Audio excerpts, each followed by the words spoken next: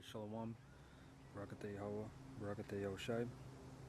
Double honors to the apostles, the great millstone that rule well.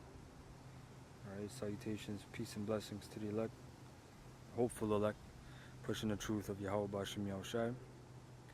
Okay, this lesson is entitled, Let Us Work, for everything else is a hindrance. Meaning that let us work in this truth. Right?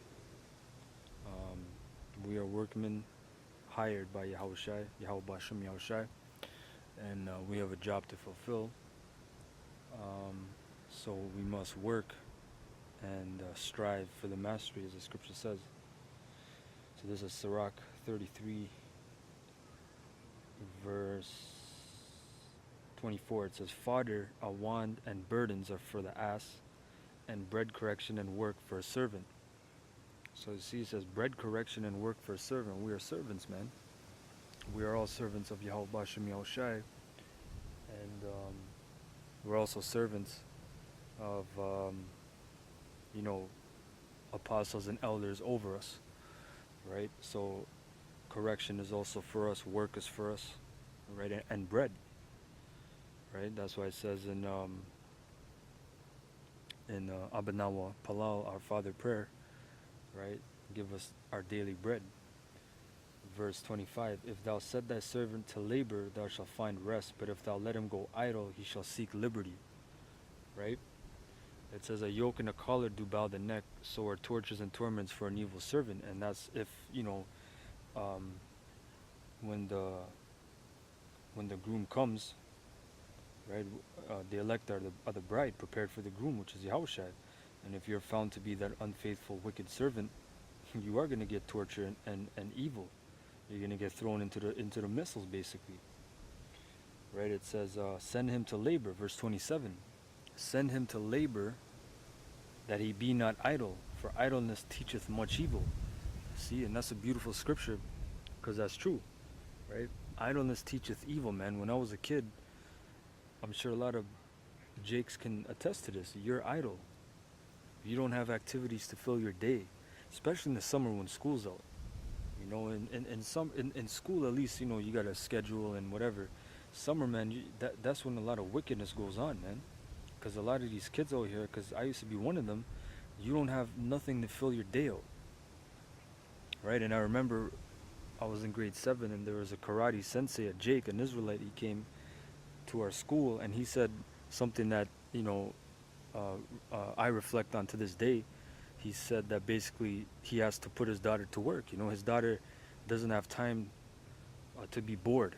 And at that time when I heard it, I laughed. Because I was one of those kids that were bored. Oh, I'm bored, man. I'm always bored. There's nothing to do. But it's true, because when you're bored, that's when all these things, wicked thoughts come in your head. And if you don't have things to occupy your time, a lot of wickedness occurs because you're bored. Right? It says, idleness teacheth much evil, man. Verse 28, set him to work as is fit for him, meaning, like the scripture says, different brothers, you got to know your flock, your sheep. Matter of fact, Lord's will, I'm going to try to find it.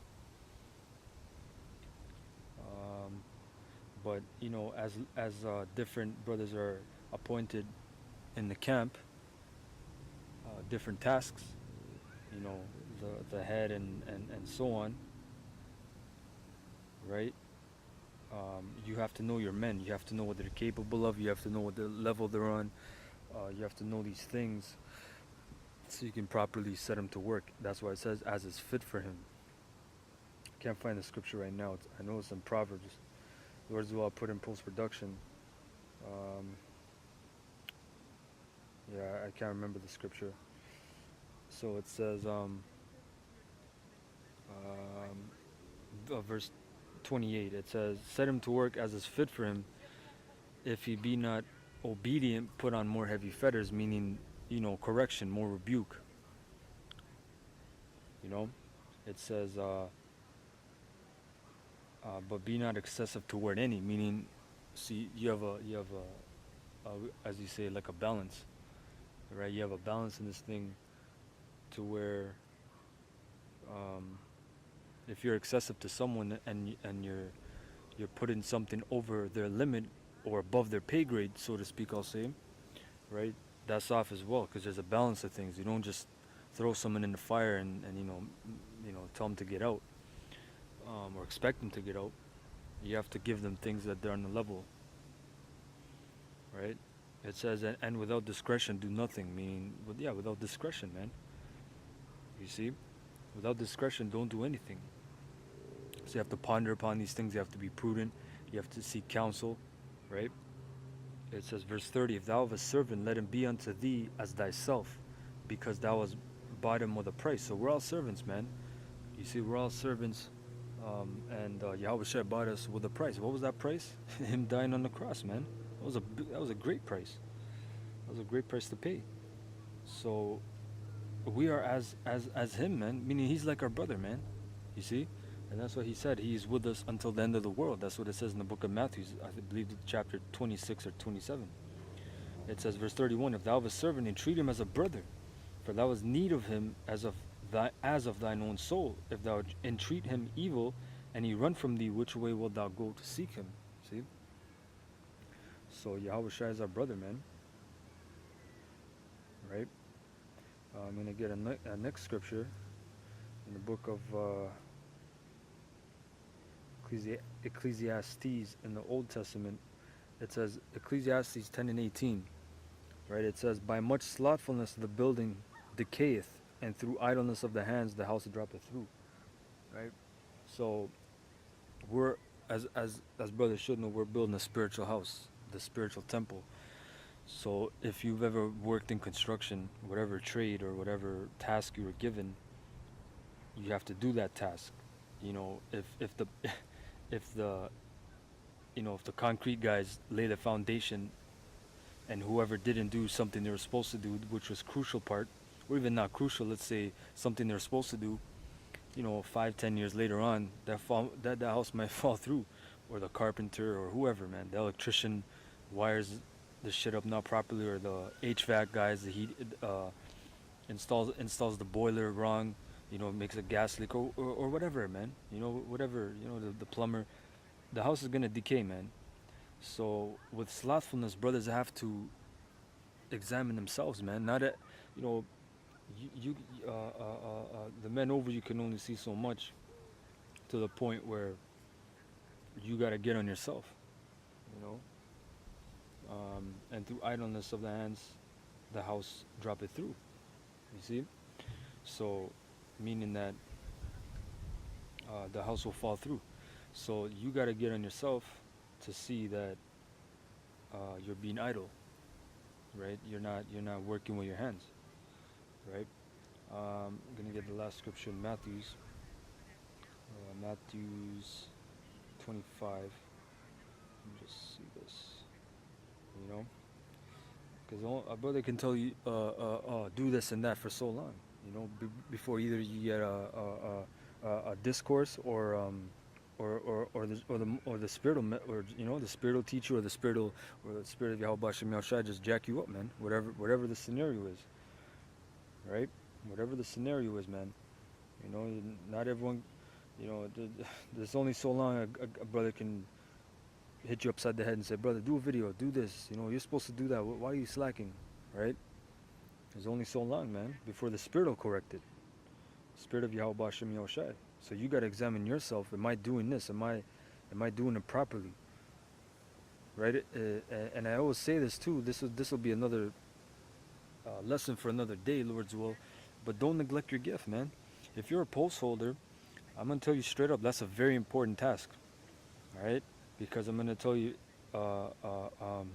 coming from our camp, we have 2 gates.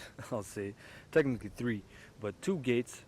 That are very crucial. One is at one corner, one is at the other. Or I'll say one is at one end, one is at the other. The reason I said a third gate is obviously because from the front, but brothers are there watching, reading, and speaking. But those 2 gates at the 2 ends, both of them attract people coming. People are always coming in. It's like a conveyor belt. people are always coming in, and especially that one corner where people can come behind and then creep up on you. So whoever's at the end of that corner, they have to be diligent, man.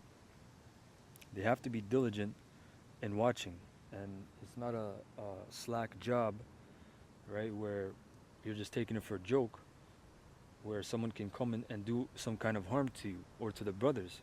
So being a post holder is a very important job as well. So any kind of gift that you're given, you build off that, right? Just like you're building a house, you're building on levels, man. And like Apostle Tahar always says, there's levels to this thing. Not everyone's on the same level, and just because you're not on the level of someone, don't beat yourself up, or don't hasten, or worse, don't hasten to be on that level because you're not supposed to be on that level yet. You know, the difference is if you're 6, 7 years and you know you know you're slacking. That's a different story. You know what I'm saying? That's a very different story. All right. This is Matthew 25. I'm going to start at 14. For the kingdom of heaven is as a man traveling into a far country, who called his own servants and delivered unto them his goods. That man is Yahushua, and we're his servants, and hopefully we are of the elect. You know. Verse 15. And unto one he gave 5 talents, to another 2, and to another 1, to every man according to his several ability, and straightway took his journey. Meaning he gave whatever gifts you have, man. And there's many gifts. You can read it in the book of I believe 1 Corinthians 14, or in the book of Corinthians. You can read through the gifts that one is given. So he gave to everyone, every man according to his several ability. When you look up that word several, it means it's not the number several. It just means of one's ability, what one is able to do. And straightway took his journey. So meaning he knew what kind of man you were coming in the truth. He knew what you had going on in the world, what kind of talents you were born with. And maybe he doubled them, maybe he just made you build off that foundation, whatever. Some brothers come in this truth with 5, like it says, 5, 2, 1, you know? Don't get mad at the brother has 5 talents. Build off your 1 or 2 talents, man, and just build it up. This thing is not about watching the next man and striving to be like him, and trying to um, get over someone. You know, this thing is building yourself up. This thing is about humbling, man. That's why Apostle Tahar made that video. I believe it was on GMS Darky Tube last week on Day of Atonement. They're getting into the Day of Atonement and different high holy days, and they're talking about Feast of Tabernacles. Man, in the kingdom we're going to keep that, and we're going to be rulers of the universe, the elect. So that means, like you said, you have a crown, you put it down, and you go into the wilderness, and you for a week, you feast in the tent, man, as a sign of humility. You see, that's humbling. That's humbling right there, man. It says, verse 17. It's like verse 16. Then he that had received the 5 talents went and traded with the same, and made them other 5 talents. See, so I'm going to look up this word trade. I already screenshot it because you already know my damn internet acts up right when I go to a lesson. I screenshotted 2 words, so just 1 second, let me see. So traded is the Greek word ergozomi, Strong's 2037, meaning to work, labor, do work, to trade, to make gains by trading, do business. Basically, the word trade means to do business or to work. So the brother that got, he that received 5 went and traded with the same and made other 5 talents. So the brother flipped it, so to speak. The brother flipped his talents, and basically, he's like we're like merchants, you know, and our business is this truth, man. And that's why you're not supposed to let anything come in the way of this truth. Everything but besides this truth, your woman, your job, your daily life, everything, your hobbies, your pastimes, is a hindrance to this work and to your business, which is this truth. So you're supposed to flip this truth, man. You're supposed to flip your talents. So you see the man that had 5 talents, he didn't sit on and say, yeah, I got 5 talents. No, he elevated himself, man, through the spirit of Yahweh Bashem Yahushai.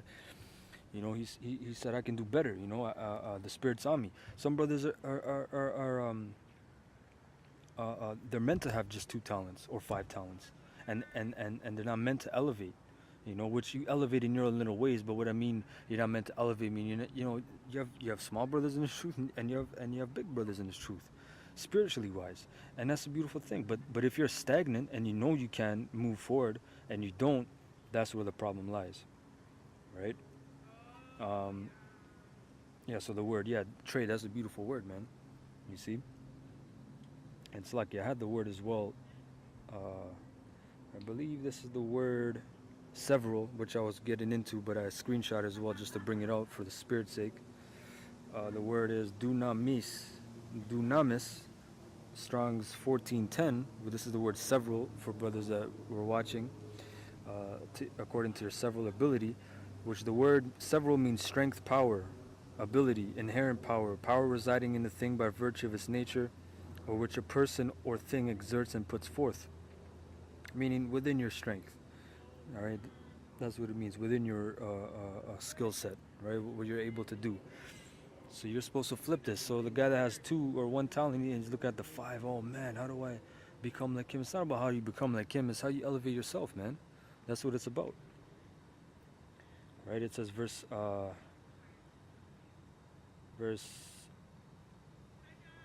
17. And likewise, he that had received 2, he also gained other 2.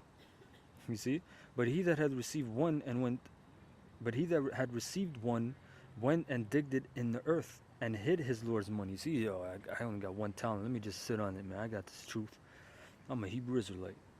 Verse 19. After a long time, the Lord of those servants cometh and reckoneth with them. And so he that had received 5 talents came and brought other 5 talents, saying, Lord, thou deliverest unto me 5 talents. Behold, I have gained beside them 5 talents more. Right? His Lord said unto him, Well done, thou good and faithful servant. Thou hast been faithful over few things. I will make thee ruler over many things. Enter thou into the joy of thy Lord. He also that had received 2 talents came and said, Lord, thou deliverest unto me 2 talents. Behold, I have gained 2 other talents beside them. His Lord said unto him, Well done, good and faithful servant. Thou hast been faithful over few things. I will make thee ruler over many things. Enter thou into the joy of thy Lord. Then he which had received the 1 talent came and said, Lord, I knew thee that thou art an hard man, reaping where thou hast not sown, and gathering where thou hast not strawed. And I was afraid, and went and hid thy talent in the earth, making excuses. Lo, there thou hast that is thine. His Lord answered and said unto him, Thou wicked and slothful servant. Slothful, right? Meaning sluggard, sluggish, slow, lazy, right? You gotta put in the work, man. You gotta put it. You gotta do what you gotta do. You gotta exercise your talent to the best of your ability, man. If you're a post holder and you're content, that's a beautiful thing. You see, you gotta study. You know, do your videos. If you wanna build up to be a reader, you build up to that, man. Ask one of your brothers. Say, brother, can I try to, can I read this week, or build yourself up, man. But don't have your hands in your pockets, man. Just staying there. Oh man, that's a bad spirit.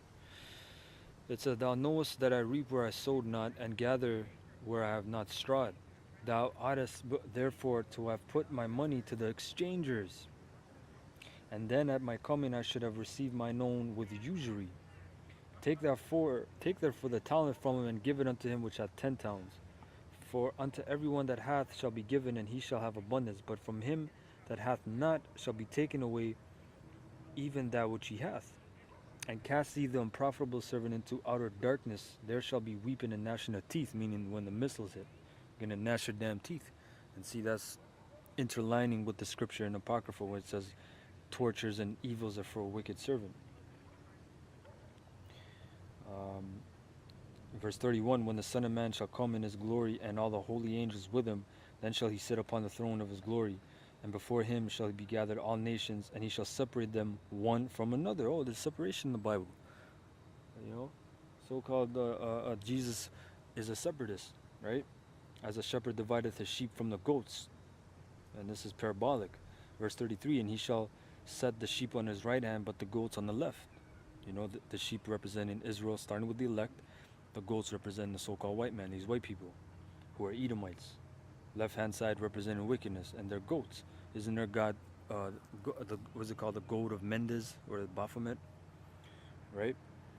Then verse 34, then shall the king say unto them on his right hand, come ye, blessed of my father. So the Most High blessed a certain people, inherit the kingdom prepared for you from the foundation of the world. For I was an hungered, and he gave me meat. I was thirsty, and he gave me drink. I was a stranger, and he took me in. Naked, and he clothed me. I was sick, and he visited me. I was in prison, and he came unto me. Then shall the righteous answer him, saying, Lord, when saw we thee and hungered, and fed thee, or thirsty, and gave thee drink? Meaning, we don't see Yahushua right now, naked and thirsty and, hungry. He's in the spiritual realm right now. When saw we thee a stranger, and took thee in, or naked, and clothed thee? Or when saw we thee sick, or in prison, and came unto thee? And the king shall answer and say unto them, verily I say unto you, inasmuch as ye have done it unto one of the least of these my brethren, ye have done it unto me. Right? And that's what I meant by you got small brothers, you got large brothers, the least, right? Which everyone is precious in the sight, but it's dealing with levels, man, degrees, right? Frequencies, whatever word you want to use. All right. Verse 41, then shall he also say unto them on the left hand, meaning these crackers, depart from me, ye cursed, from Cain, all right, into everlasting fire, prepared for the devil and his angels. For I was an hungered, and ye gave me no meat. I was thirsty, and ye gave me no drink. I was a stranger, and ye took me not in. Naked, and ye clothed me not. Sick, and in prison, and ye visited me not. Then shall they also answer him, saying, Lord, when saw we thee and hungered, or athirst? Now these crackers are going to call him Lord, right? Or a stranger, or naked, or sick, or in prison, and did not minister unto thee. Then shall he answer them, saying, verily I say unto you, inasmuch as ye did it not to one of the least of these, ye did it not unto me. Meaning these devils, they don't take care of Jake, man. They oppress Israelites, right? Especially the elect, man. Whoever those men be, they catch up from Esau. Verse 46, and these shall go away into everlasting punishment, but the righteous into life eternal. And that's also a beautiful thing. That's a difference in the Greek. So when you go everlasting punishment, the word ever means a time. So when you have forever, means for a time. It actually doesn't mean what this world entitles it to mean, right? Going back into a thing called newspeak, right? Just like they had the word gay, which originally meant happy, they twisted it.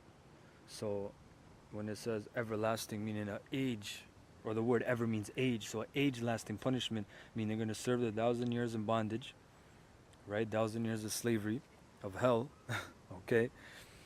And then they're going to be put in a pit and burnt up, as according to the book of Obadiah. But the righteous into life eternal. Eternal is a different word than everlasting, or forever, right? So that was that. So that was that on the lesson. I hope you brothers ratified. It was a short, concise lesson. Basically, yeah, man, you brothers that got the responsibilities, just like in Spider-Man, they said, with great power comes great responsibility. So don't take this truth for for a joke, or sit on this truth and you just say, I'm good, I got this truth. I don't need anything. I don't need to do much. I got guys doing doing this. You got that demon from our camp. He's talking shit about, oh, where's the video? You check my channel, man. Check the brothers' channels. They're doing videos, man. No one's sitting up on no throne, no using no rank, saying, yeah, I got this truth. I got guys under me. I don't need to do anything, man. But as the scripture says, man, perilous time shall come. You got dudes that are disobedient, hating order and government and all these things, and you guys can do whatever the hell you want, man. But we're still pushing the truth to the spirit of Yahweh Ba'Shem Yahushai. You see, you can talk your shit, and say whatever you want to say, man. But at the end of the day, it's all emptiness, right? It's all emptiness, bro. So yeah, man. With that, you brothers get to work, okay? Everything else is a hindrance. I want to say Brakte Yahweh, Brakte Yahushai. Double honors to the apostles of Great Millstone who rule well. Salutations, peace and blessings to the elect, pushing the truth of Yahweh, Ba'ashem Yahushai. Kwam Yasharallah. Until next time, I say Shalom.